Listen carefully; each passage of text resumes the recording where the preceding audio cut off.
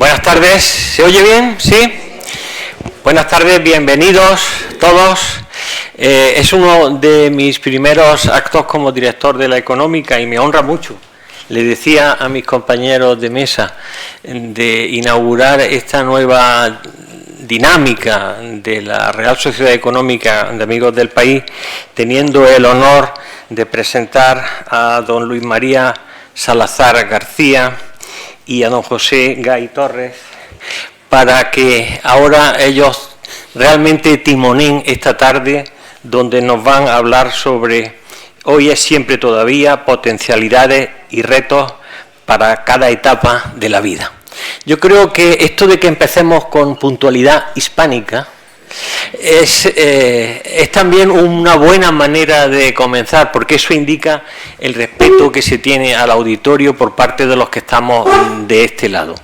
Así que yo no tengo más que agradecer a cada uno que tengan la deferencia de acompañarnos esta tarde, a la Junta de Oficiales, a mis compañeros de la Junta de Oficiales, que también nos dignan con su presencia, agradecérselo desde el corazón, y por supuesto a las dos personas que, como digo, a don Luis María Salazar y a don Juan José Gay, a los que he conocido hoy y de los que creo que me voy a hacer amigo. Así que muchas gracias, bienvenidos todos.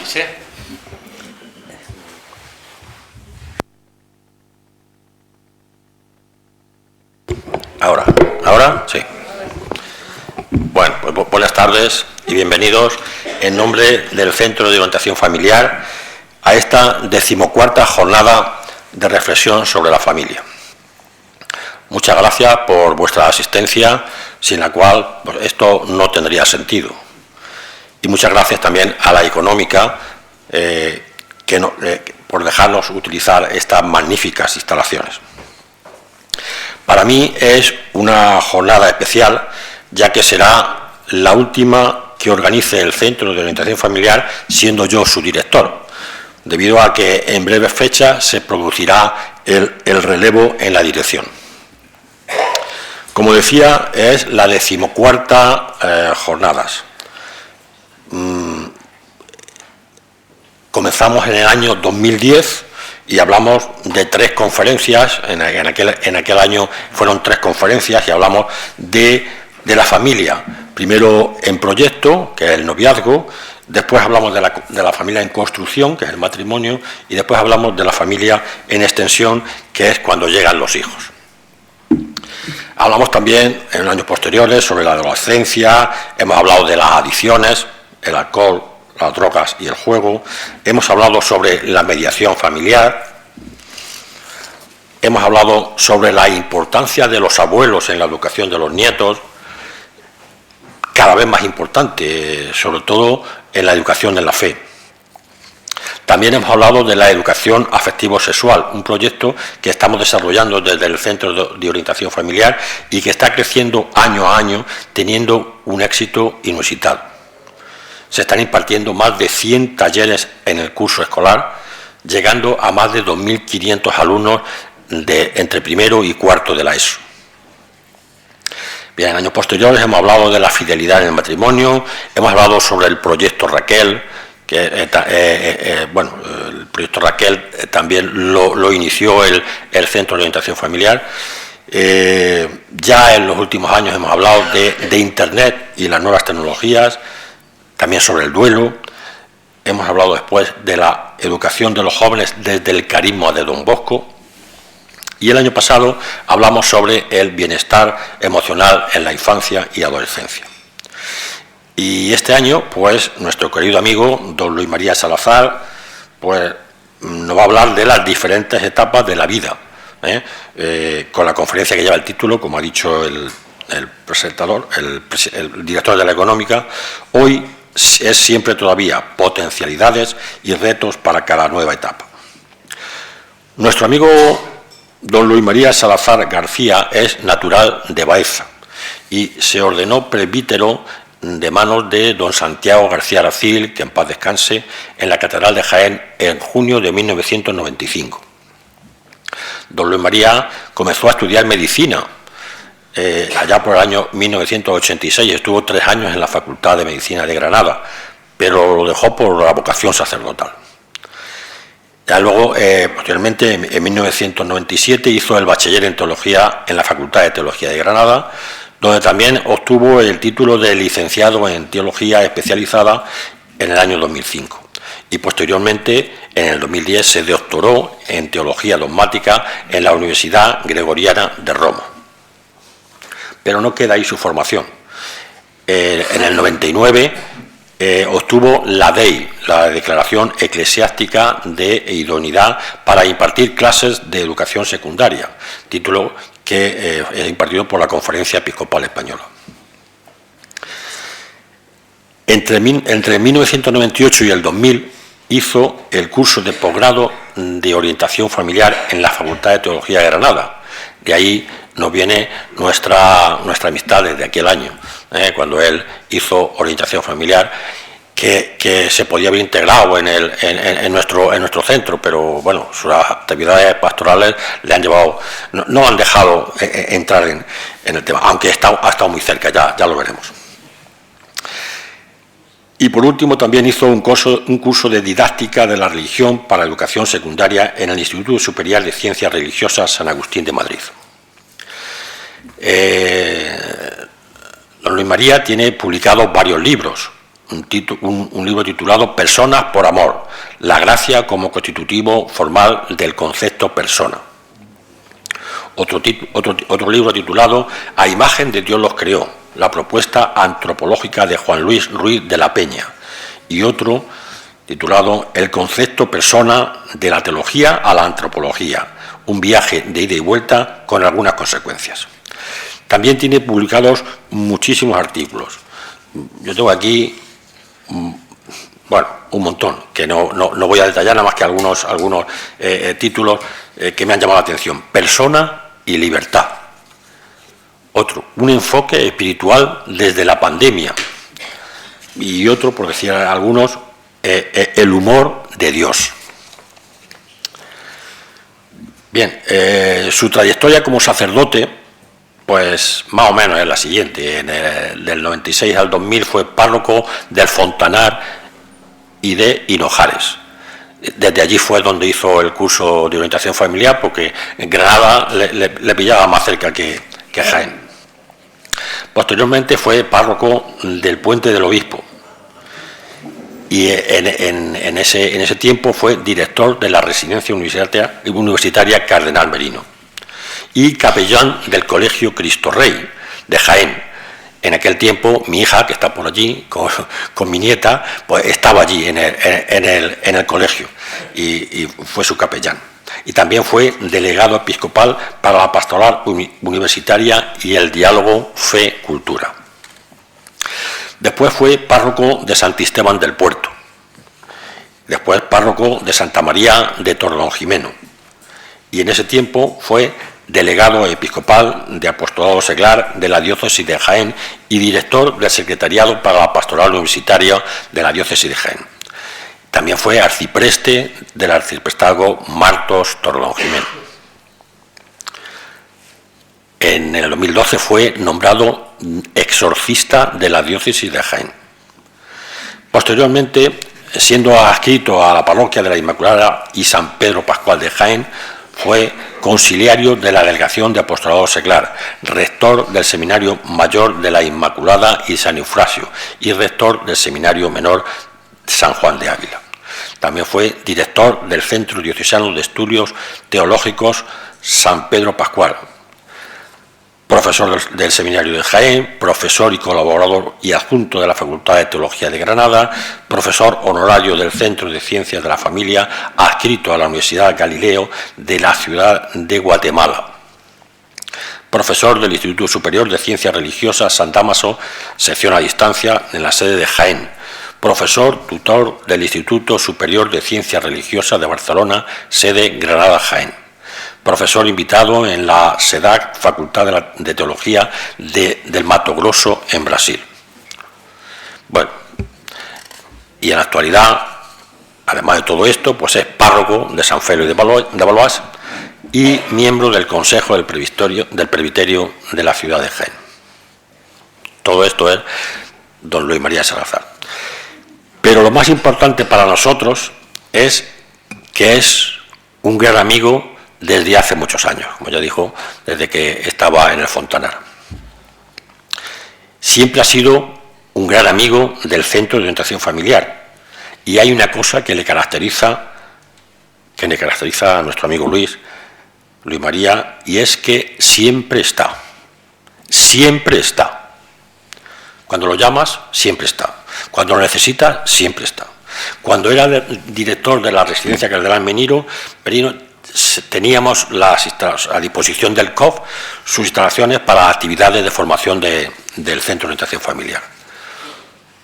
Cuando el Centro de Orientación Familiar puso en marcha el proyecto Raquel, fue uno de los primeros sacerdotes en colaborar, porque siempre está. Cuando lo hemos necesitado, vuelvo a repetir, siempre está ahí. Y ahora que es párroco de San Félix, pues también tenemos a nuestra disposición su dependencia para actividades también propias del COF. Muchas gracias, amigo, por esta disponibilidad, por esta cercanía al COF y por tu siempre gran amistad. Y nada más, espero no haberme extendido demasiado. Muchas gracias.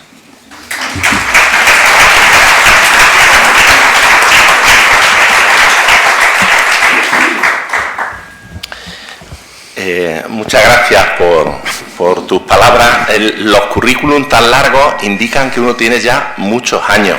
Cuando tenía 25 el currículum era más pequeño. Luego ya le van ocurriendo cosas en la vida, porque hay cosas que uno hace y cosas que te ocurren y que no tienen mérito ninguno, sino que estabas y te dijeron pues esto. Cuentan de un pueblo donde estaban predicando la novena de la Virgen, ahora que es tiempo de muchas fiestas de la Virgen, y entonces el predicador, que eran unos predicadores de estos de postín que venían de esos, comenzaba siempre: yo, indigno predicador de la Santísima Virgen. Y un día el predicador no pudo venir. Tuvo un percance con el coche, una cosa leve, y no pudo venir. Entonces el párroco comenzó, ese día pues no tuvo más remedio que él, dice: como no ha podido venir el indigno predicador,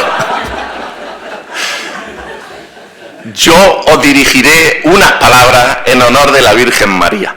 Pues empiezo así porque es verdad, yo estoy aquí porque no ha podido venir el indigno predicador.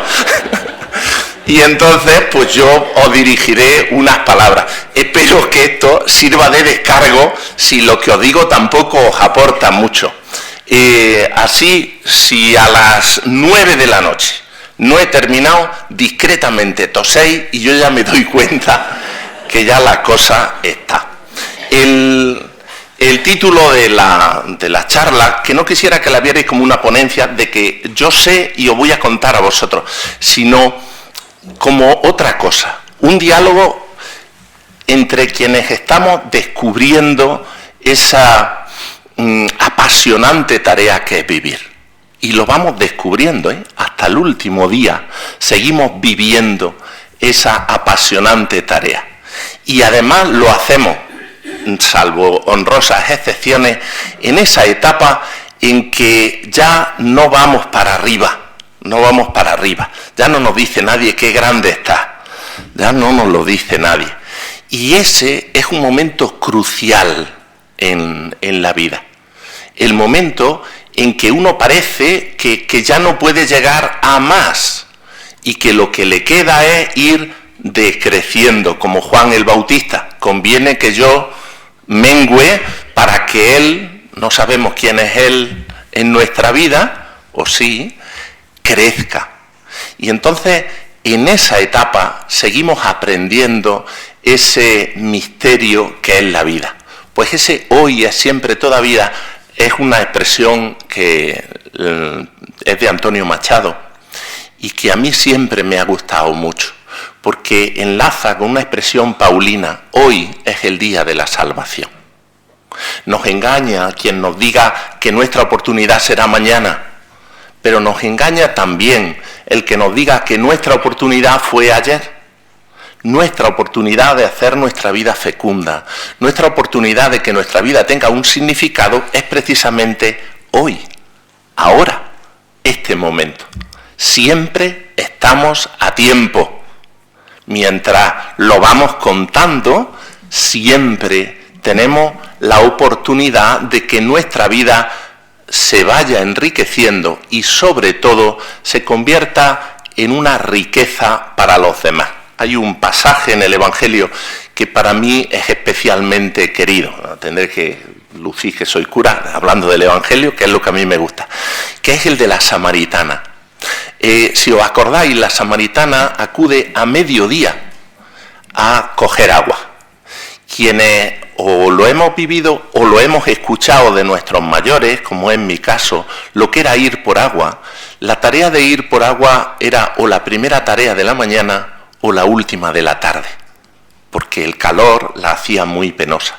Pero sin embargo, a mediodía esta mujer acude por agua. Sea lo que sea, la sed no la deja esperar a la tarde. Sea lo que sea, va necesitando de algo que está en el pozo. Y resulta que junto al pozo se encuentra Jesús. Y Jesús le promete un agua. Él no tiene un cubo, el pozo es hondo, pero le promete un agua que en ella se convertirá en un manantial que salta hasta la vida eterna. Y eso es lo que yo os propongo, que pensemos que más que nosotros buscar el agua, nosotros nos podemos convertir en fuente para otro. Esa es nuestra principal oportunidad, que nosotros podemos ser para otros ese espacio que nutre, que acompaña, que fortalece. Me van a acompañar dos autores, porque sería bastante presuntuoso pensar que las cosas que os voy a decir se me han ocurrido a mí. Los dos autores, uno es Romano Guardini, que tiene un libro precioso, la charla no dispensa de leerlo, que se llama Las etapas de la vida. Y va describiendo una serie de etapas que se dan en la vida y que a grandes rasgos pues sería pues la infancia, la juventud, esa primera adultez joven, la madurez, la ancianidad y la época senil. Y entre cada época se va produciendo una crisis que de alguna manera es un paso verdadero de una etapa a otra. Pero dice él, y a mí me ha convencido, espero que a vosotros, que cada etapa tiene sus propios retos, tanto personales como éticos. Y debemos respetar cada etapa y no interpretar unas desde otras, aunque todas pertenezcan al conjunto de la tarea. En la segunda parte, como ya me dijo Juan José, pues podemos extendernos un poquito más en la época de la ancianidad. No os ofenda, yo tuve un sacristán en Hinojares, Evelio, que era, como se dice en la sierra, un hombre muy célebre. Compraba el periódico a diario y un día dice, un anciano de 60 años ha sido atropellado. Él tenía 60 años y dijo, a la mierda. Nunca más compró el periódico. Por eso no os ofendáis, pero vamos a ver esa etapa, aunque no hayáis llegado ninguno, de un modo, pensad por un instante, pensar en una persona sabia, cerráis los ojos y la pintáis, como el chat GPT este que te hace imágenes, le dices, dibújame un carpintero, y te dibuja un carpintero. Y venga, vosotros dibujadme en la cabeza una persona sabia. ¿Cuánto la habéis pintado de menos de 25? Ninguno. ¿Cuánto la habéis pintado de más de 50? Todo. Porque yo quisiera presentaros esa época en la que algunos vais a llegar y otros ya estamos, esa época como la época de la sabiduría. La sabiduría no es la inteligencia, es otra cosa. Los griegos tenían muchas palabras, una para la ciencia, la sofía, para las tareas, las habilidades, los artes, las técnicas, corrígeme si me equivoco, pero hay una que yo no sé acentuarla, pero hoy a la salida que es la sofrosine, o sofrosine, pues sofrosine, gracias. Pues resulta que eso podríamos decir el saber vivir. Y a eso es a lo que yo os invito, a saber vivir. Hemos tenido bastante tiempo para ir aprendiendo a vivir y ahora nos toca esa etapa de plenitud en la que ejercer ese saber vivir. Para esto me va a ayudar Dolores Alexandre en un librito que me regaló mi amiga María Victoria, que dice Envejecer con esplendor, y que ella escribió, ella es de la institución teresiana y ha sido profesora de Biblia, de comillas, muchísimo tiempo, y cuando se jubiló decidió que iba a escribir de lo que le daba la gana, porque ya no tenía esa presión académica de publicar artículos en revistas de impacto, eso que los jóvenes pues tienen que hacer, porque si no, ¿cómo hacen currículum? ¿Cómo llenan tantas hojas? ¿Cómo llenan tantas hojas para cuando los presenten en una conferencia? Pero llega el momento en que no necesita más hojas, necesita vivir. Y entonces, ayudaos de las sugerencias que propone Dolores Alexandre en ese libro que es Envejecer con esplendor, pues yo, de las cosas que he aprendido leyéndolo con serenidad, con motivo de esto, os tengo que agradecer que con motivo de la charla, pues me he acercado a esos dos libros. Uno ya lo conocía y ha sido de nuevo, y otro por primera vez.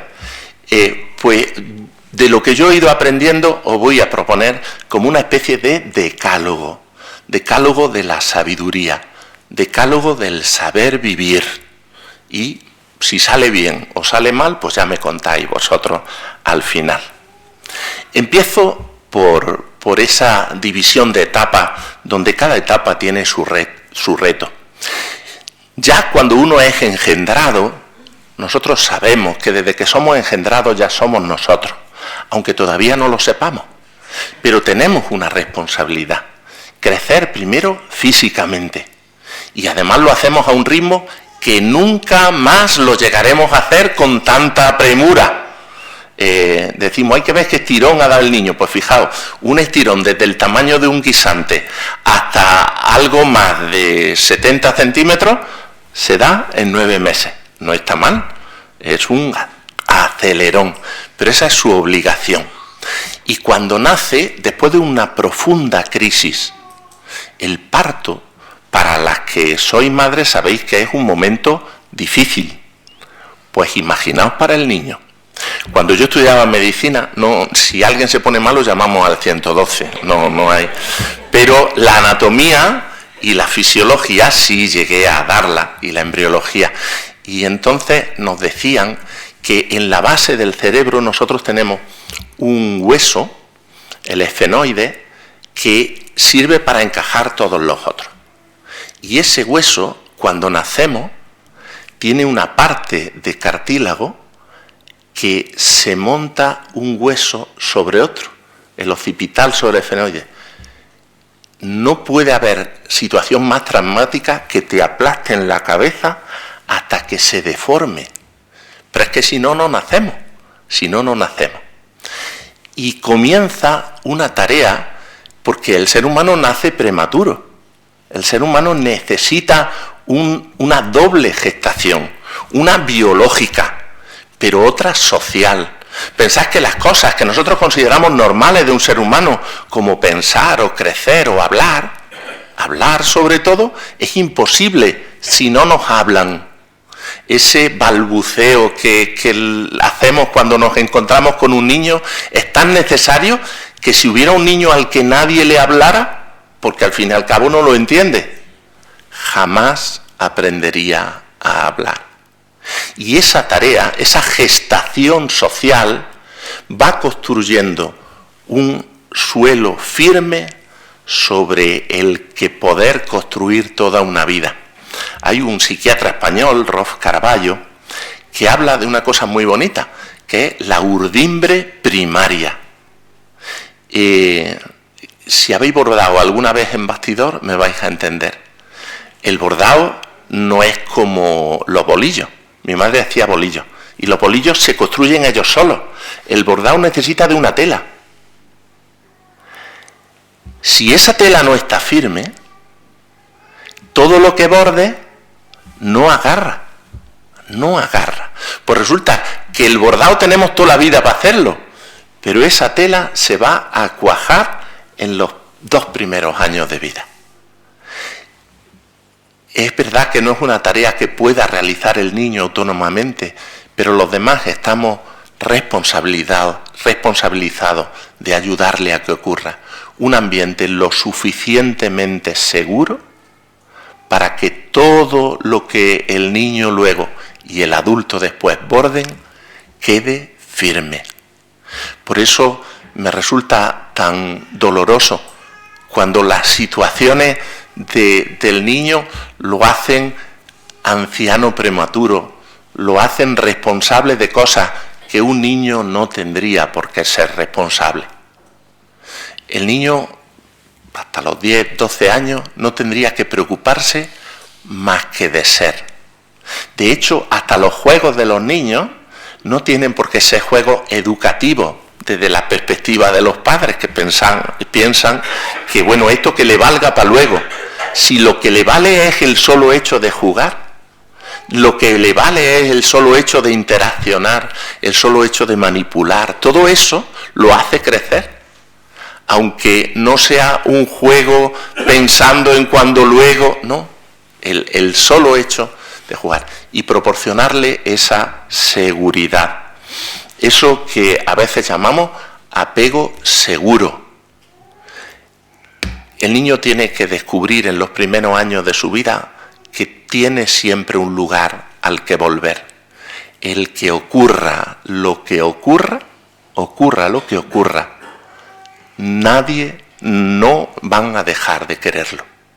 Si no descubre eso, y muchas veces pues hay circunstancias que eso lo hacen difícil, el niño desde muy pronto va a intentar crear un personaje para ser aceptado. Pero todo ese esfuerzo para crear un personaje lo pierde para crecer él. Hay una canción de Juan Manuel Serrat que dice: no escojas solo una parte, tómame como me doy entero y tal como soy, no vayas a equivocarte.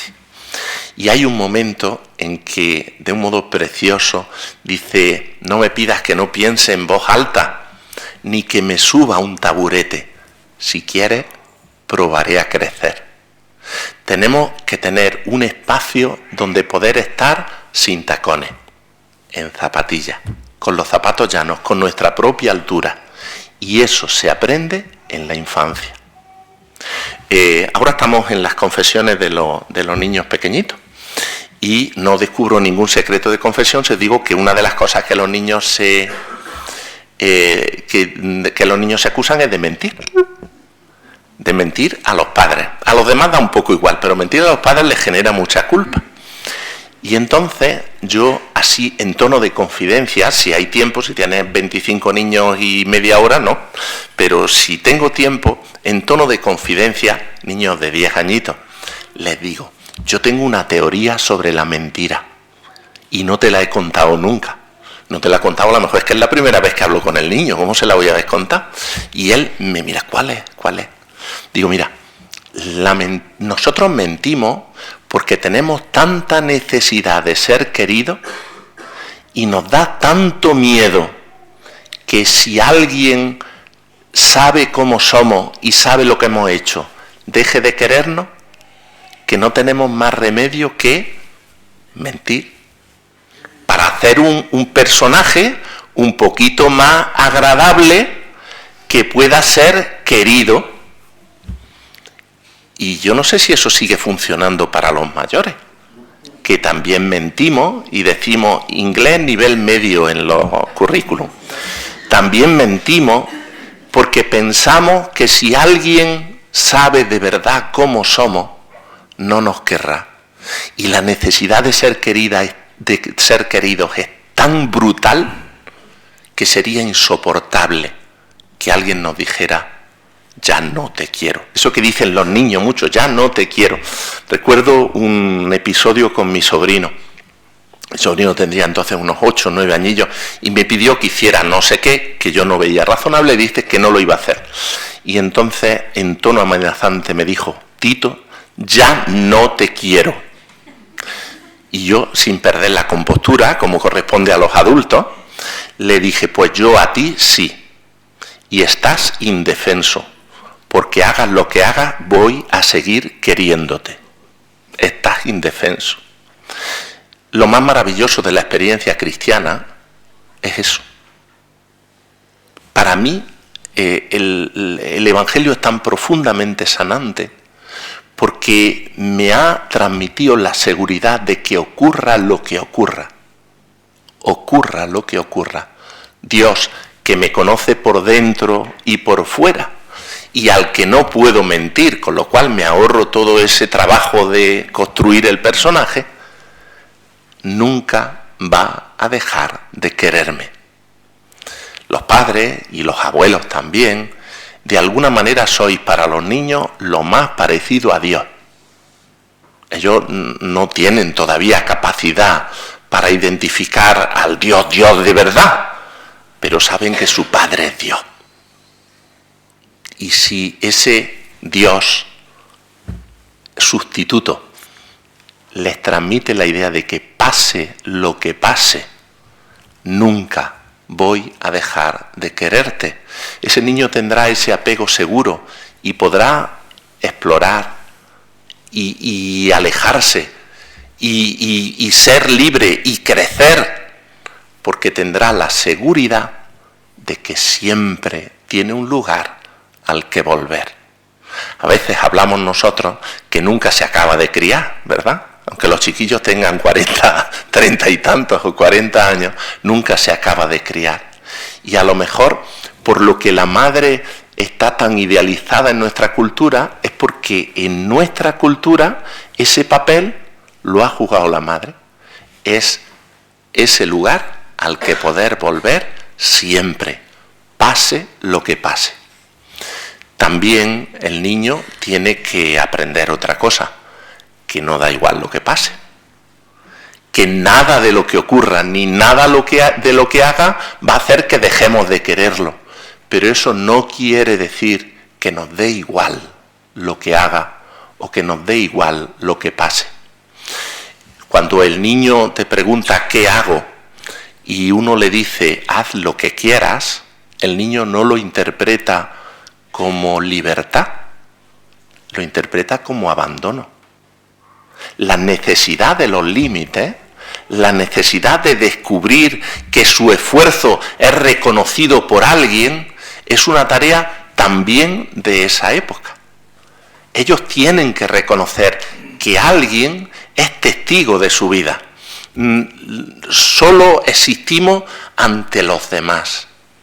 Es verdad que cuando uno va madurando, tiene ese testigo interior, que es el mismo, y sobre todo, ese testigo, que es Dios, que te contempla, no como el ojo que todo lo ve esperando que te equivoques, sino como esos ojos que contemplan al niño recién nacido y se alegran de que exista. Cuando percibimos eso, y esa tarea ocurre en los pequeños, por eso la tarea de las catequistas es tan impresionante, porque es transmitir precisamente eso, que Dios no va a dejar de quererte nunca, pero no va a dejar pasar ni uno solo de tus esfuerzos, sino al contrario, lo va a ir recogiendo, lo va a ir valorando. Somos ante alguien. Si en todas las etapas de la vida me detuviera como en la infancia, no terminamos. Pero bueno, ya correremos más ahora. Hay una crisis profunda, la crisis de la pubertad, cuando los deseos y cuando ese impulso a salir fuera de lo conocido, que se da sobre todo sobre todo si ha tenido una infancia feliz. O sea, tener una infancia feliz no garantiza una adolescencia cómoda. Al contrario, cuanto más seguro se haya sentido el niño, más valiente se siente para explorar el mundo. Muchas veces esos niños que a veces se ve como un ideal, que no salen nunca de la falda de su madre, lo vemos casi como, hay que ver, mi niño qué bueno, pero a lo mejor es que no se siente con la seguridad para volar. Y no nos queda otra, lo cuenta lo cuenta Dolores Alexander. Dice que había un águila, le regalaron al rey el águila, y el águila no volaba nunca. Estaban agobiados los cetreros de la corte porque ninguno sabía, estimulando, gritándole, y el águila nunca. Entonces puso el rey un bando diciendo que el que consiguiera hacer volar al águila, que ese recibiría una recompensa. En menos de un cuarto de hora, el campesino hizo que el águila volara. El rey, todo asombrado y contento, dice, ¿qué has hecho? Dice, le corté la rama. Hay una periodista, pero no recuerdo quién, a lo mejor alguno se acuerda de ese libro, Cómo echar a los hijos de casa antes de que sea demasiado tarde, ¿no? Es decir, cómo hay una época para darles seguridad, pero una época para que descubran, para que sean ellos mismos. Y lógicamente van a empezar a ser ellos mismos contra nosotros, contra los adultos, el cura incluido, porque al fin y al cabo los curas somos figuras paternas, y esa rebeldía necesaria es también. No hay que asustarse, porque el niño sabrá dónde volver, a lo mejor a los 25, a los 30, a los 40 años, pero tiene necesariamente que tanto en su mente como también en su cuerpo salir. Decían las generaciones anteriores, yo soy de los últimos que ha hecho la mili, cosas que por 9 meses que hice yo, tienes anécdotas para toda la vida, puedes estar para sufrimiento de quienes te escuchan, pero es verdad, el servicio militar era una fuente inagotable de anécdotas. Y decía la gente que te hacía un hombre, no, o sí, pero lo fundamental era que vivías esa experiencia que te habían cortado la rama. No tenías más remedio que sacar pechillo aunque lloraras por las noches. No tenías más remedio porque no había rama. Hoy esos son los Erasmus. Los Erasmus. Si los padres no son muy agobiantes, el Erasmus, porque claro, se puede ir el niño de Erasmus y están los padres un fin de semana así y otro también allí. Alguna vez hay que ir, ¿no? Porque ya aprovecha y ves mundos, pero ese Erasmus, porque hasta salir a estudiar, como ya hay universidad en casi todas las ciudades, pues muchos van y vienen y no viven esa experiencia de estar sin rama, que te han cortado la rama. El joven ya tiene que tener como una pequeña estructura y tiene toda la fuerza de una biología que crece y de una psicología que es pujante. Si lo anterior nos ha salido medio bien, pero tiene una pequeña limitación que no tiene experiencia. Vive bajo lo que un compañero mío de la facultad llama el despotismo de la idea. Si tu idea no coincide con la realidad, a la mierda la realidad. Porque lo que prima es la idea. La juventud primera esto lo arreglaba yo en 5 minutos. Contaba perdonad que cuente cosas de cura, es que no es, que llegó recién salido de cura a un pueblecito pequeño. Hinojares tenía 400 habitantes, casi 500 cuando yo llegué, hoy tiene menos. Y este llegó a un pueblo más pequeño y en menos de una semana dijo, ¿pero qué ha hecho el cura que ha estado aquí 10 años? ¿Y qué ha hecho aquí? No ha hecho nada. Cuando él llevaba 5 años se dio cuenta de lo que había hecho el cura anterior, permanecer fiel en circunstancias difíciles. Pero eso solo lo pudo experimentar después de estar. esa experiencia solo se adquiere con el tiempo. Y ni siquiera el tiempo es garantía de adquirir experiencia. Si uno no es capaz de tener espacio donde reflexiona sobre su propia vida, al final lo único que le pasan son años. Pero no tiene esa oportunidad para que lo que le pase se convierta en maestro de vida. Por eso San Ignacio, que a los estudiantes los dispensaba de todo, a los estudiantes jesuitas los dispensaba de todo, de coro, ellos no tienen coro, y nunca los dispensaba del examen de conciencia. Un examen de conciencia que no es hurgar a ver cuáles son mis pecados, es un examen de conciencia mucho más hermoso. Es empezar a mirar y ver los momentos de gracia, los momentos de paso del Señor por nuestra vida. Nuestra vida sería distinta si nosotros cada día pensáramos al atardecer 3 cosas por las que dar gracias. Sería tremendamente distinta, porque centraría nuestra atención no en lo que nos falta, no en nuestros fracasos, sino en aquello que nos ha hecho crecer. Y os aseguro que el primer día os costará trabajo encontrar esas 3 cosas por las que dar gracias, pero como le cojáis el gusto, algún día en vez de 3 os salen 33. Y cada acontecimiento, cada persona, cada momento es un motivo de agradecimiento.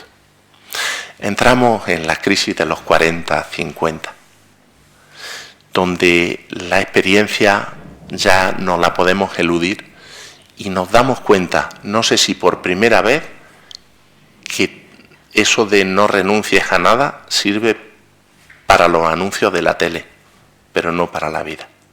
La vida es elegir, y elegir significa renunciar.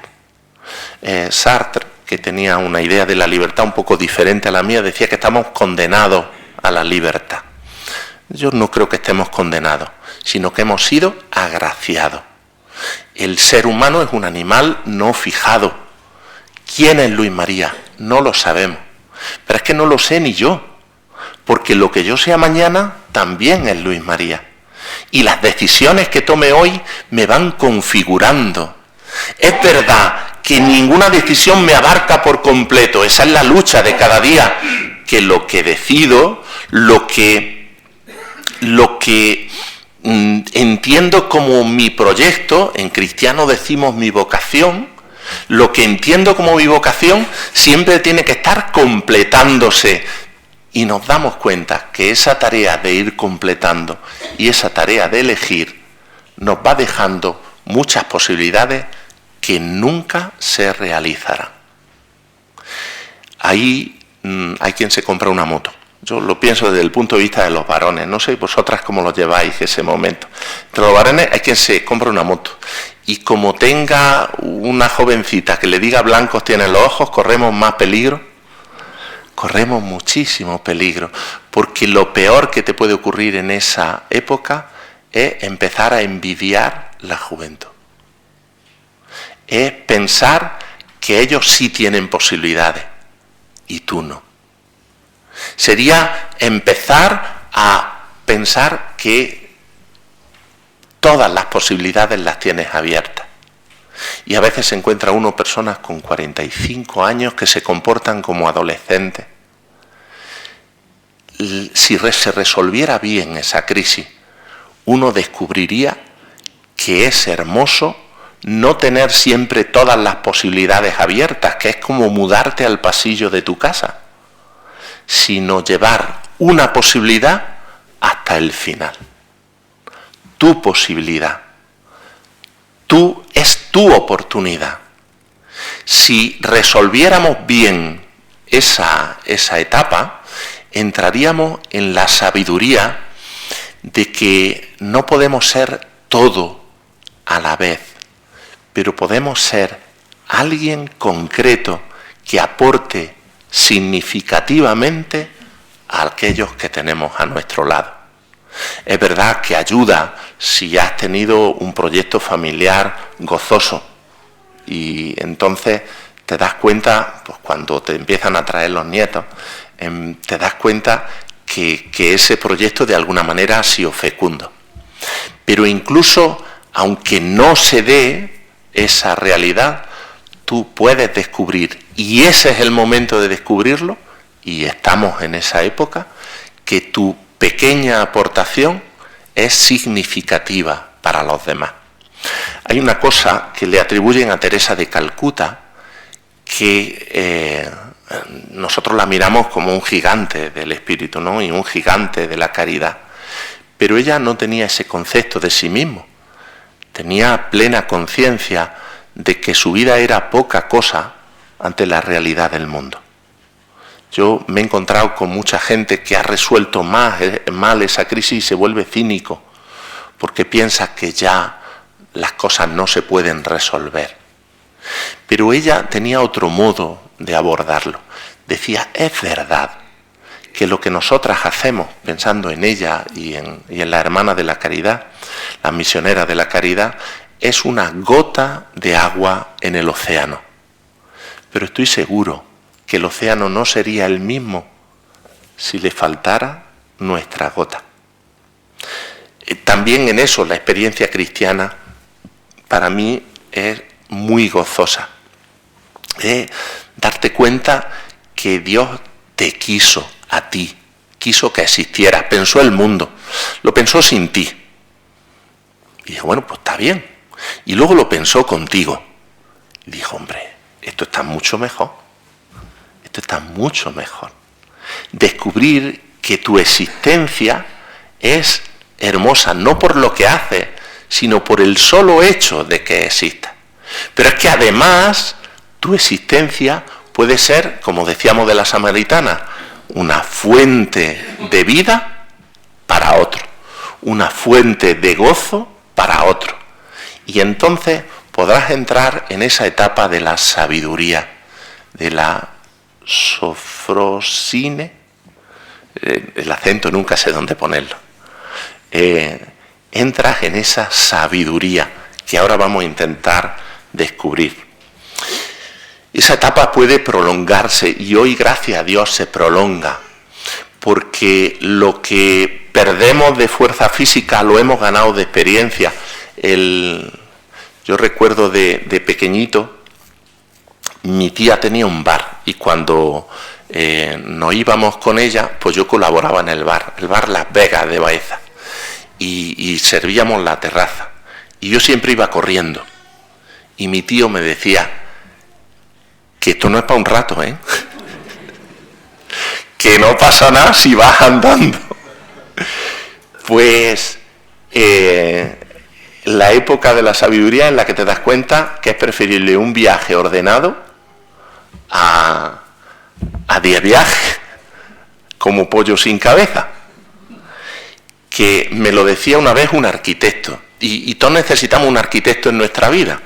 Me decía, yo hice una obra en Hinojares del tejado y le pedí consejo, y él, que era un hombre con muy buen sentido de humor y mucha generosidad, me dijo, Luis María, el dinero mejor gastado de la obra es el del arquitecto. Tú no te engañes, el dinero mejor gastado de la obra es el arquitecto. Dice, y te lo voy a explicar. Yo, por trazarte una raya en un papel, te voy a cobrar 1.000 duros, 5.000 pesetas. Entonces se trazaban las rayas en el papel. Hoy con el AutoCAD, no, cero problema. Pero sigue valiendo 5.000 pesetas cambiar una raya de sitio. Bueno, 5.000 pesetas, 50 euros. Que como son muchas rayas, dice, yo te voy a cobrar 5.000 pesetas por cambiarte una raya de un papel. Dice, pero tenés 5 personas dando vueltas en un tejado sin saber lo que tienen que hacer. Eso no tienen ni idea de lo que vale. Que cuando se suba el tío al tejado sepa exactamente lo que tiene que hacer, eso es lo más económico que hay. Y yo lo pienso que precisamente esa es la experiencia de la sabiduría. Que a lo mejor no te da la vida para dar 10 carreras, pero es que te das cuenta que a lo mejor no tienes que darlas. Que a lo mejor con una, paseando, haces lo mismo. Haces lo mismo. ¿Y cuándo entramos en la senilidad? Pues cuando toda la sabiduría no es capaz ya de suplir la falta de capacidad. Y te das cuenta que ya no puede ser. Mi padre murió muy joven, mi padre no tuvo una experiencia senil en años, pero tuvo una experiencia de 4 años de enfermedad, con una enfermedad hepática que es pues, muy limitante. Y él, antes de jubilarse, dice que yo cuando era joven iba a la semana, a lo mejor 3 veces a Barcelona, él era taxista. Dice, y ahora, si hay que ir 3 veces a Barcelona, voy, pero que no es lo mismo, pero que no es lo mismo. ¿Cuándo entramos en la senilidad? Cuando ya es que no sea lo mismo, es que no va. Es que no va. Es que reconoce que no es que hagas lo mismo con menos, sino que ya debes reconocer que no puedes hacerlo. Que tienes que decirle a las hijas cuando vienen a casa a comer que en el supermercado de la esquina lo venden más barato. Y que pueden ellas, la cocina la tenéis ahí. Podéis hacer lo que queráis. Mi madre murió el verano pasado y cuando siempre era ella la que organizaba la cena de Nochebuena. Y claro, pues no quiero pensar lo que es, pues cuando ya empezábamos a ser los 3 hermanos, la nuera y los 2 sobrinos, pues ya eso, pues, y quiere hacer una cosita un poquito especial de eso. Llegó el momento en que, con ese sentido del humor que tenía, que a mí me encantaba, y me sigue encantando recordarla, decía, mamá, ¿cómo vamos a hacer lo de la Nochebuena? Dice, yo voy donde me llevéis. Eso también hay que aprenderlo, Yo voy donde me llevéis. Y ya entendimos que éramos nosotros los que teníamos que organizar la cena de Navidad. Pues eso también es sabiduría, y eso no se improvisa, tienes que aprenderlo. Tienes que aprenderlo. Tienes que aprender que aunque nadie le vayan a salir las lentejas como a ti, llega el día en que tienes que comer las lentejas que ha hecho otra. Así es. Y eso es sabiduría. Pero dejadme que os hable de ese momento de la sabiduría, ese momento de la madurez, de la plenitud, ese momento en el que algunos llegaréis pronto y otros ya estamos. Es el momento de la síntesis. Que uno tiene que ser capaz de resumir su vida en pocas palabras. En la historia del monacato cristiano hay una figura que es los padres del desierto. Eran eremitas, se iban solos y luchaban contra los malos pensamientos y se dedicaban a la oración y al trabajo manual. Y entonces, cuando uno quería ser ermitaño, se iba al anciano y decía, Padre, dame una palabra. Y el anciano le proponía una pequeña tarea. Pocas cosas. Con algunos sonará Warren Buffett, ¿no? De él cuentan una anécdota que a mí me parece muy divertida. Y yo la voy a modificar. La anécdota tal cual es que el piloto de su jet privado, que convivía con un millonario cada día, decía, ¿qué tengo que hacer para que mi vida progrese? Pues veo que va pasando el tiempo y yo no avanzo. Claro, se comparaba con que es que él era muy millonario. No avanzo. Y entonces Warren Buffett le propuso una tarea. Dice, mira, el próximo día que nos veamos, busca las 20 cosas que más te gustan del mundo. Las que te ilusionan, las que te apasionan, las 20 cosas. Y el otro, fiel, hizo su lista de 20 cosas. Y al día siguiente dice, bueno, pues ahora de esas 20, escoge 5. Y dice, bueno, pues ya las escoge. Y dice, mira, ¿y las otras 15 qué hago? Dice, guárdate de dedicarles ni siquiera 1 minuto. Las otras 15 tienes que olvidarlo, porque no te distrae lo que te da igual, te distrae lo que te apasiona. Aquello que te gustaría y al final no te concentras en nada. ¿Y cómo lo modificaría yo eso? Pues que llega en la vida en que 5 ya son muchas. Y que puedes hacer pocas cosas. pero puedes hacerla con mucho esmero. Segunda cosa que puede ser es el momento del corazón.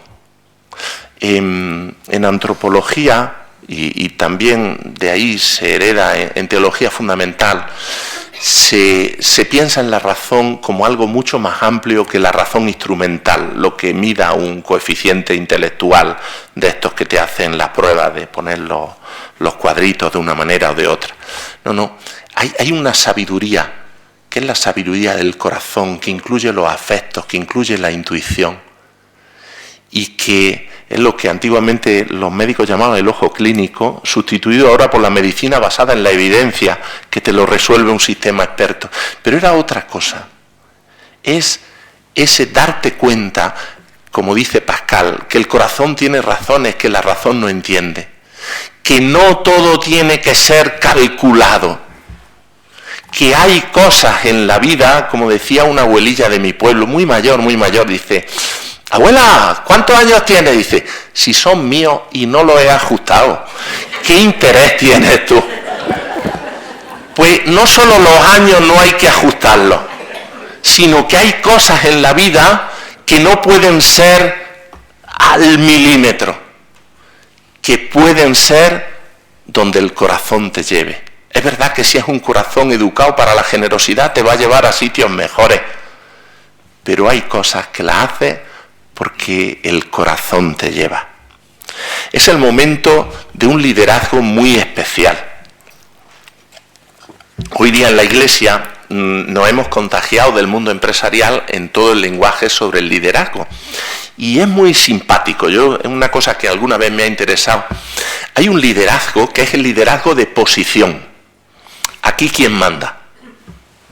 Y es muy importante, ¿eh? En los sitios donde no se sabe quién manda, quieren mandar todo. Y toda la energía se pierde en conflictos internos. Yo alguna vez, no sé si mis feligreses pensarán que soy muy autoritario, no lo sé. Pero sí es verdad que alguna vez he tenido que decir: mirad, que no puedo renunciar a ser el párroco. No puedo renunciar a tomar la decisión yo. Porque me corresponde. ¿Qué más quisiera yo que fuera otro? Pero está. Pues aunque uno sea el más torpe del mundo, ese liderazgo de posición es útil para los demás, porque libera de muchos conflictos. Con lo cual, las personas que son puestas al frente de una institución o de una realidad y dicen: no, aquí todos somos iguales, primero mienten, porque no es verdad, porque cuando llegue el momento en que se sientan amenazados, tiran de galones, o entre los curas decimos, da un baculazo. Pero es la misma. Primero mienten, y segundo, no le hacen bien a los demás. Eso es algo que seguramente en el COS decir: yo más que su padre soy un amigo. Pues pobre tico, tu hijo, que tenía 50 amigos y tiene 51, tenía un padre y se ha quedado huérfano. No puedes dejar de ser pero si yo es que no valgo a ser padre. No vale, tú ponte ahí, ya está. Liderazgo de posición. Hombre, si esto fuera a lo más que podemos llegar, sería muy triste. Hay otro nivel, que es lo que se llama liderazgo de producción. Y es que trabajando con este tío las cosas salen. Y créanme que eso es muy importante. Cuando se habla de trabajo en grupo, hay dos coordenadas que tienes que manejar. Una, el cuidado de las personas. Hurgo en la herida.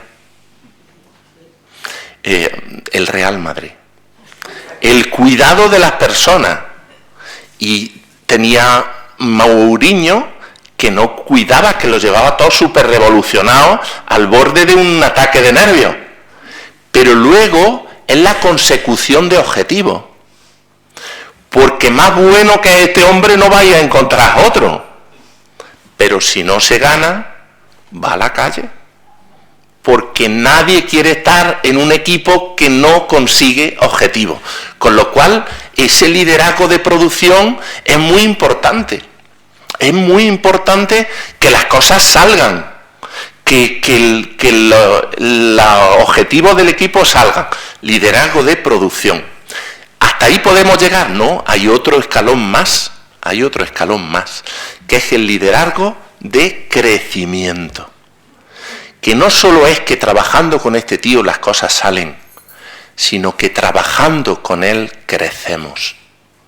Y cada vez es menos necesario, porque el que está en ese equipo no está siempre con la bota encima, sino que está siendo empujado a crecer. Mi padre, antes de ser taxista, era albañil y contaba con dolor que los maestros albañiles, lo más difícil que se hacía en albañilería en eso era trazar una escalera, porque no se sabían matemáticas, ni quebrados, ni divisiones, ni todo eso, se hacía a pulso, aquello, era muy difícil. Y entonces él decía que cuando trabajó con algún maestro albañil, cuando iba a trazar la escalera, lo mandaba por materiales. Primero, para que no lo viera tortuguear, yo imagino que sería por eso. Y segundo, para que no aprendiera y siguiera siendo peón siempre. Pero luego trabajó con su padre. Y cuando tenía que hacer una tarea difícil, le decía, vente para acá, ponte a mi lado. Y a la tercera escalera, hazla tú. Hazla tú. Eso es otro paso más en el liderazgo, en que no solo es que salen las cosas, sino que tú creces. Que no es ¿qué haríais sin mí?, sino al contrario, es que conmigo cada vez me necesitaréis menos. Y no es chica esa tarea. ¿Y es eso a lo más que se puede llegar? No. A lo más es el liderazgo simbólico. ¿Y eso qué es? Que ya no hace falta para nada. Simplemente tiene que estar.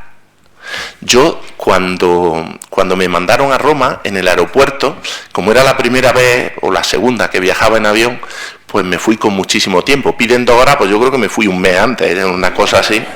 Era muy simpático porque mi hermano es 3 años mayor que yo, y cuando iba a ir a Roma, me cogió un día explicándome todo lo que tenía que hacer para hasta llegar al aeropuerto y coger el avión, porque él había viajado más, estaba más viajado que yo. Y yo, cuando me lo explicaba así una y otra vez, le digo, Ventura, que se llama así mi hermano, Ventura, ¿tú crees que si no soy capaz de encontrar el avión, qué hago yo en Roma? Si no encuentro el avión, lo mejor que me puede pasar es volverme a mi pueblo. Encontré el avión. Pero como me fui con tanto tiempo, me fui a la librería del avión, que hay libros de estos como muy rápidos. Compré un libro que nunca lo agradeceré bastante. No tenéis que leerlo, con el título tenéis bastante. El arte de volverse inútil. Oye, qué bien me ha hecho ese libro. Porque cuando uno es novato, tiene como un afán de microgestionarlo todo, de que todo se haga conforme yo lo he eso. Algunos dirán que los tengo abandonados, pero yo me siento profundamente orgulloso de mis feligreses, que hacen un montón de cosas de las que yo me entero casi cuando están hechas. Y me siento tan orgulloso de que no necesiten que yo les diga cómo. Yo eso lo había descubierto ya en Santisteban del Puerto. El responsable de catequesis de Santisteban del Puerto era el jefe de estudios del instituto. Hacía horario para 1000 niños y 50 y tantos profesores. Y ahora, para el día que tiene que empezar la catequesis, estaba esperando que el cura le dijera. Digo, Luis María, algo estás haciendo mal cuando la gente, cuando entra aquí, se infantiliza. Cuando gente que es súper competente en su propio ámbito, cuando colabora contigo, se vuelve como un niño pequeño que tienes que decirle lo que tiene que hacer. Y quien me dio la pista fue el del libro, El arte de volverse inútil. Pues ese es el liderazgo que tenemos que aprender en esta época. Y eso significa ir cediendo. Eso significa no tenerlo que hacer todo. Déjame que lo hago yo. A que voy yo lo encuentro. No.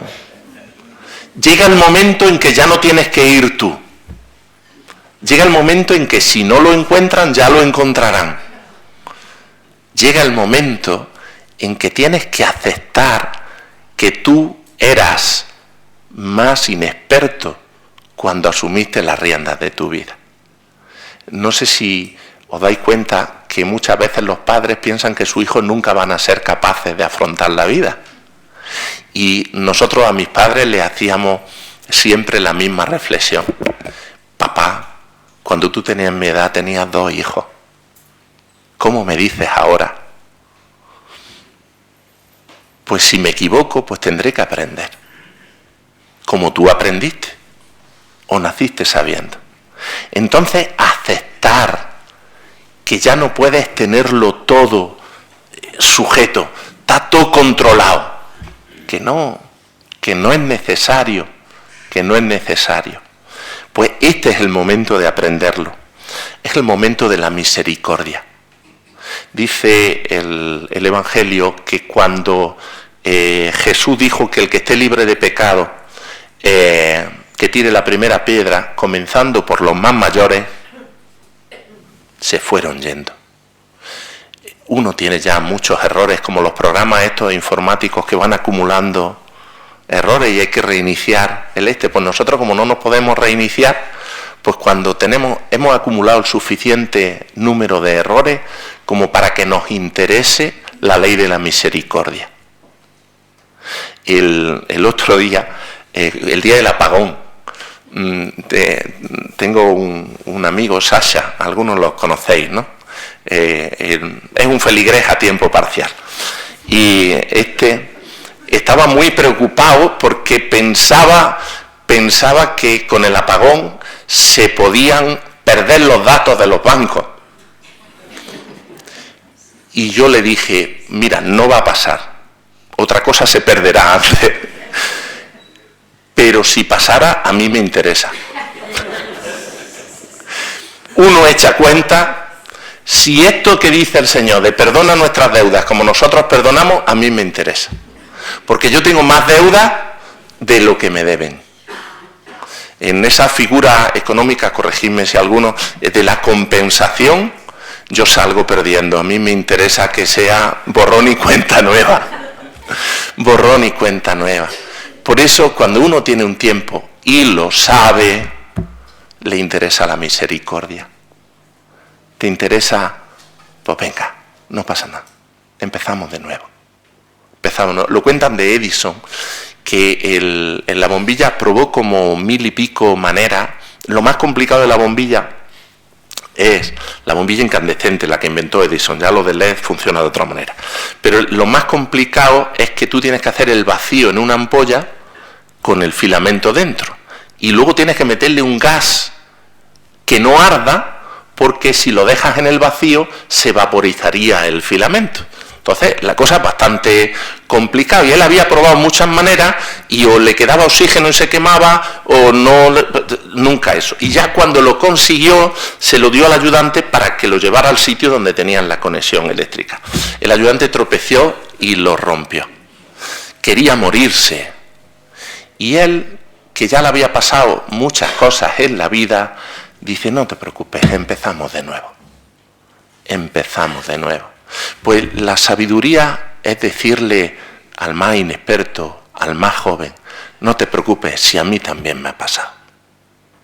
Porque además, en la mayoría de las veces es que es verdad, es que a ti también te ha pasado, o a ti nunca se te ha pegado la comida, o nunca te has puesto un botón trascamudado. Pues eso es algo que este tiempo es un tiempo precioso para vivirlo y para aprenderlo. Vamos terminando ya, no toséis, no sé. Bueno, es el tiempo de la generosidad. Es el tiempo de regalar la biblioteca, ¿verdad? Es el tiempo de que lo que más te sobra son las cosas. Es el tiempo de... Antes dices, es que cómo me desprendo de esto si luego a lo mejor me hace falta. Pues hay un momento en la vida en que sabes que a lo mejor no te hace falta. ¿Para qué lo vas a dejar después de muerto? Es el tiempo de que tu hija se ponga tu mantilla y te sientas orgullosa. O el tiempo en que, no sé, ya antiguamente tener una pluma estilográfica era como tener algo, ¿no? Pero pensarlo como un símbolo. Es el tiempo de que le digas al otro, llévala tú. Que la llevará de un modo orgulloso. A mí me ha regalado el Señor en San Félix pues muchos regalos, y uno fue la convivencia con Bernardo. Muchos conoceríais a Bernardo Velasco. Lo digo, aunque los españoles hablamos siempre muy bien de los muertos, yo también voy a hablar bien de Bernardo, pero Bernardo no se distinguía por su carácter afable. No, tenía muchas otras cualidades. Pasaba uno que era muy feo, muy feo, muy feo. Y entonces llegó a un mostrador y la dependienta, por ser cordial, le dijo: ¿qué quieres, guapo? Y él se quedó parado y pensando que era otro, ¿no? Pero luego cayó que era él. Dice: tengo otras muchas cualidades. No hay por qué. No hay por qué. Bueno, pues uno de los gozos ha sido convivir con Bernardo. Bernardo tenía con mucho orgullo su casulla de cuando se ordenó, que es como el manto de la Virgen de la Cabeza, poco más o menos. Eso, súper bordado en oro, una cosa así descomunal. El primero, segundo año para la vigilia pascual, que es el momento crucial del año litúrgico, él me dijo: ponte mi casulla. Y yo sentí que engordaba viéndola puesta en mí. Él la guardaba y se la ponía, pero es ese momento de decir: póntelo tú. No es un momento, a lo mejor cuando tiene 5 años le tiene que decir: que no me lo vayas a romper. Pues ya da un poco igual. Es el momento de la generosidad, de lo gratuito, donde no preguntas ya cuánto me vas a pagar. Pues sí, estando conmigo. Esta mañana hablaba yo con un hombre que en la vida le ha dado un revés económico brutal.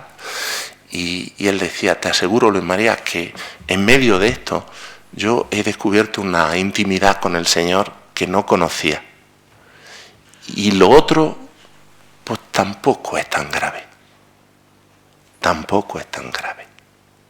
Porque ha sido la oportunidad. Él, que toda su vida había estado trabajando mañana y noche, trabajaba por la noche en un sitio y por la mañana en otro, y echaba a turnos y guardias y no sé qué, dice: pues tampoco, si me he tirado 35 años que no he vivido, ahora puedo vivir. Y lo otro, pues bueno, pues claro que tengo que buscarme la vida, no es una persona ingenua, pero no es tan grave. Pues a lo mejor llega un momento en que uno se da cuenta que no es tan grave. A ver si el gafe voy a ser yo. Es que me doy cuenta que tengo varios amigos que han tenido reveses económicos muy fuertes. ¿Sabes aquel, no? Que le dice: es que has estado con nosotros en todos los momentos difíciles de nuestra vida. Has estado con nosotros cuando la pandemia, ha sido nuestro líder en la pandemia. Ha estado con nosotros cuando el apagón. Ha estado con nosotros, y se queda pensando y dice: a ver si el gafe va a ser tú. A ver si el gafe vas a ser tú, a ver si el gafe voy a ser yo. Pero otro, llegó a tener un restaurante, un salón de bodas, un bar de carretera, un de esos. Y de pronto no, en la crisis del 2008 lo perdió todo. Y hablándome me decía, dice: Luis María, yo empecé siendo camarero. Y el Señor me ha concedido disfrutar de algo que yo jamás hubiera podido soñar. Ahora me toca otra etapa de la vida. No quiero perder la alegría por esto. Porque que me quiten lo bailado.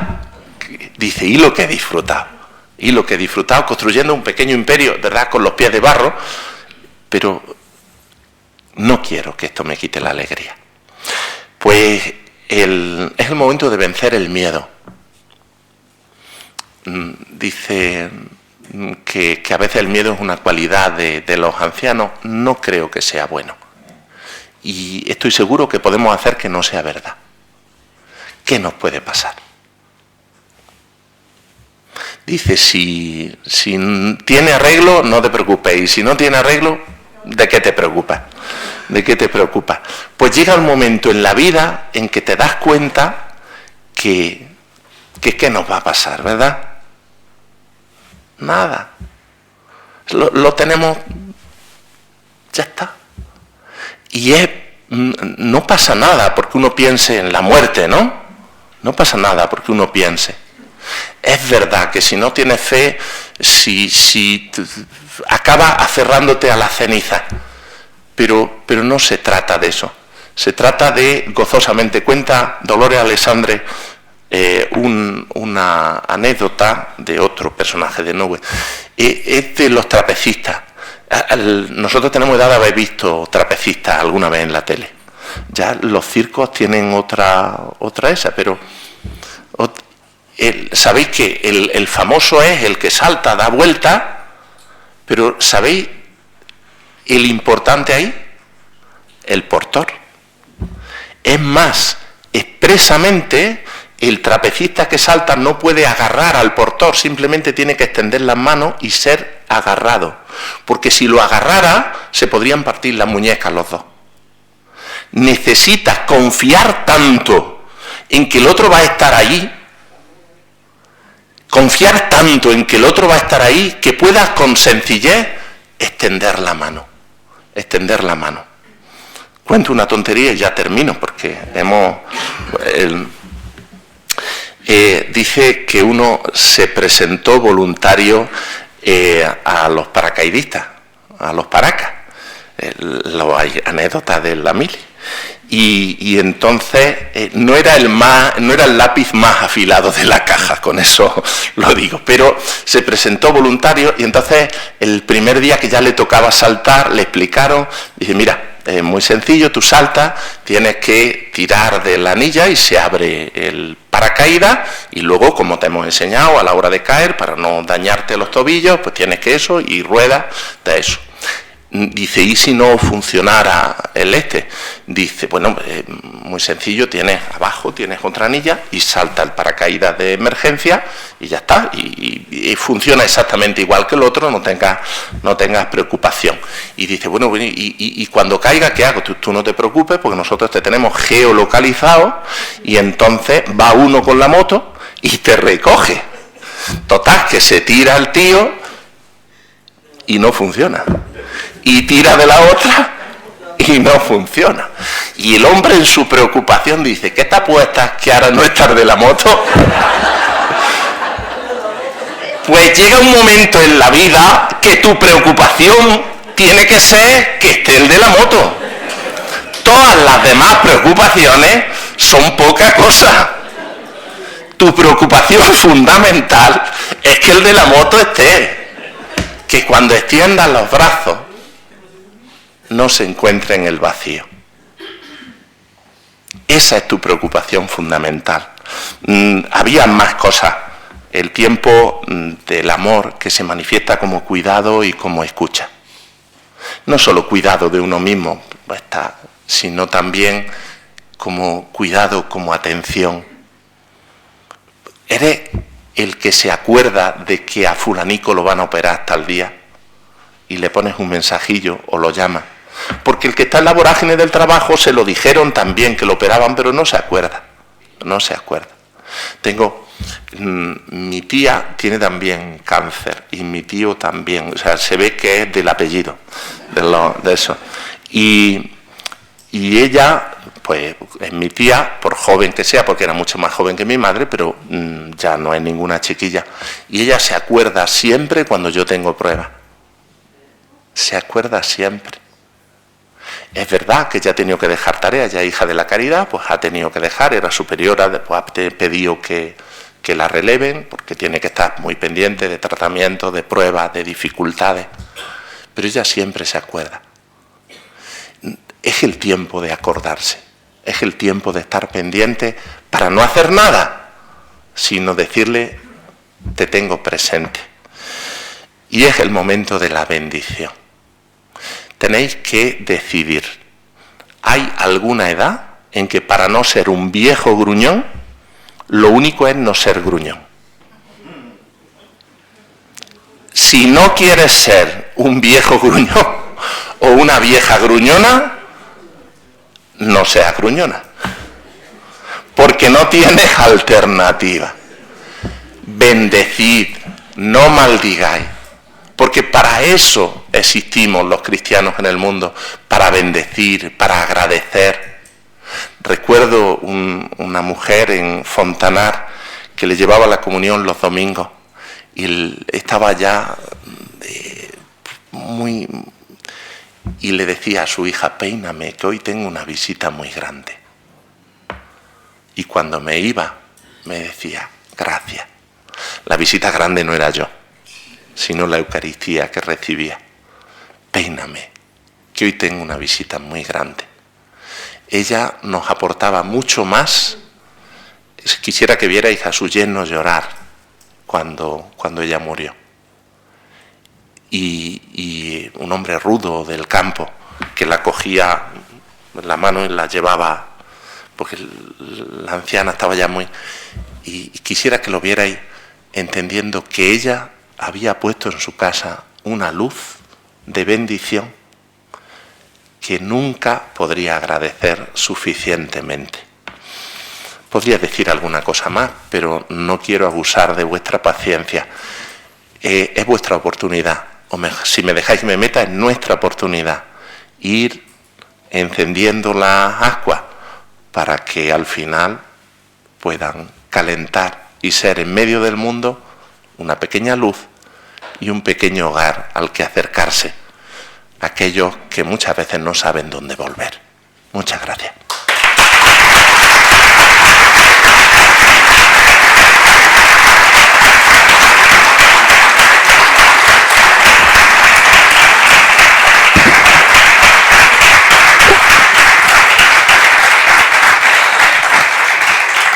Muy bien, ha sido muy edificante la charla, Luis María.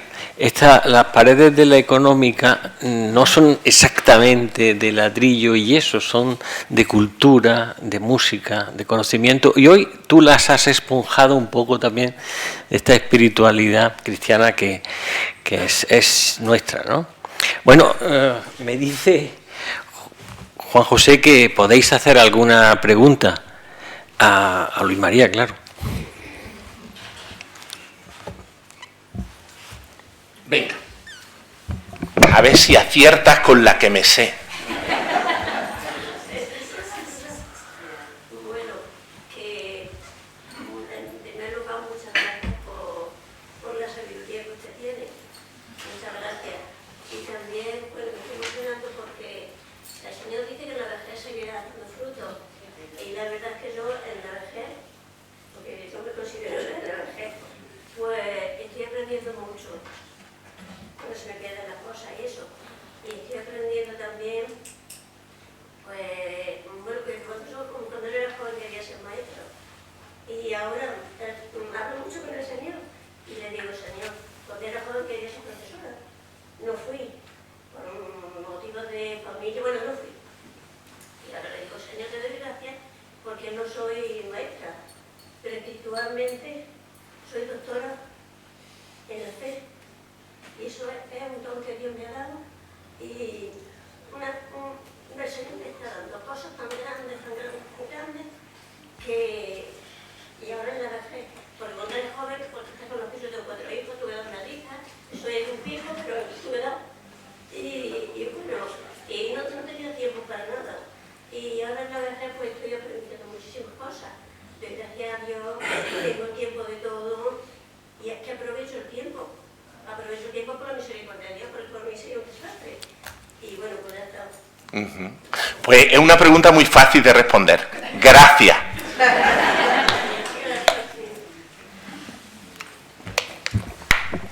Bueno, yo creo que nos vamos con el alma henchida y os doy de nuevo las gracias por haber asistido esta tarde aquí, y a Juan José y a Luis María, a los dos, porque creo que nos hacen mejores personas, ¿eh? Hoy hemos crecido un poco, ¿no? Así que muchas gracias a todos, siempre bienvenidos a La Económica. Hasta pronto. Muchísimas gracias.